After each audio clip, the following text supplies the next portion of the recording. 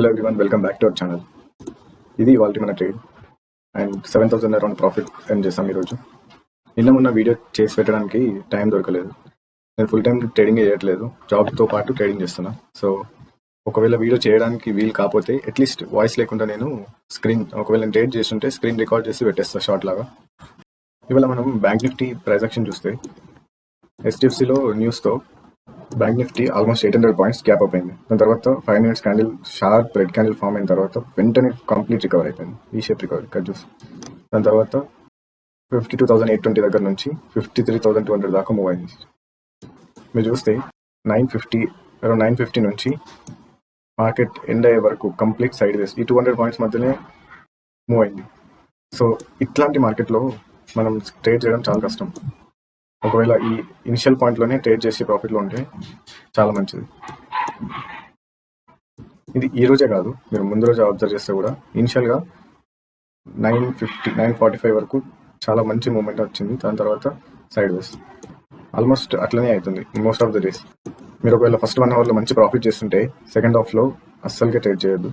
రేపు ఒకవేళ 53,000 కింద ఒక ప్రాపర్ క్లోజింగ్ వస్తే 5 minute క్యాండిల్ క్లోజింగ్ వచ్చిందంటే మీరు ట్రేడ్ తీసుకోవచ్చు. ఎక్కడ వరకు అంటే 52,800 వరకు, 700 to 800 ఇది ఒక ఈ 100 పాయింట్స్ రేంజ్లో కొంచెం వాలటైల్ ఉండొచ్చు. దీని తర్వాత ఒకవేళ 700 బ్రేక్ అయితే 52,400 వరకు రావచ్చు మార్కెట్.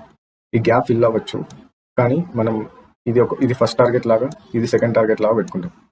లైవ్ మార్కెట్లో ప్రైస్ యాక్షన్ బట్టి మీరు హోల్డ్ చేయాలా ఎగ్జిట్ అవ్వాలా అనేది డిసైడ్ అవ్వాలి. ఎందుకంటే స్పాట్ మీద ఎలా మూవ్ అయినా ప్రీమియమ్స్ డిఫర్ అవ్వచ్చు. ప్రీమియం మూమెంట్ అకార్డింగ్ టు టీటాడికే ఇవన్నీ చాలా ఫ్యాక్టర్స్ ఇన్వాల్వ్ ఉంటాయి కాబట్టి మనం అక్కడ ప్రైస్ యాక్షన్ బట్టి డిసైడ్ అవ్వాలి.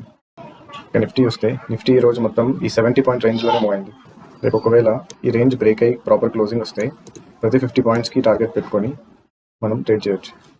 మీరు ఒకవేళ రెగ్యులర్గా లాస్ చేస్తుంటే ఒక ఇంపార్టెంట్ పాయింట్ అబ్జర్వ్ చేయండి. మీ లాస్ ప్రాఫిట్ కంటే ఎక్కువ ఉందా తక్కువ ఉందా అనేది అబ్జర్వ్ చేయండి. మీ హైయెస్ట్ డైలీ ప్రాఫిట్ కంటే మీ హైయెస్ట్ డైలీ లాస్ ఎక్కువ ఉండకూడదు. ఏ కేసులో అయినా, అది ఏ రీజన్ అయినా, ఏమైనా, ఎంత వాలటైల్ మూవ్ వచ్చినా, ఎట్లాంటి మూవ్ వచ్చినా ఈ పాయింట్ మాత్రం గుర్తుపెట్టుకోండి.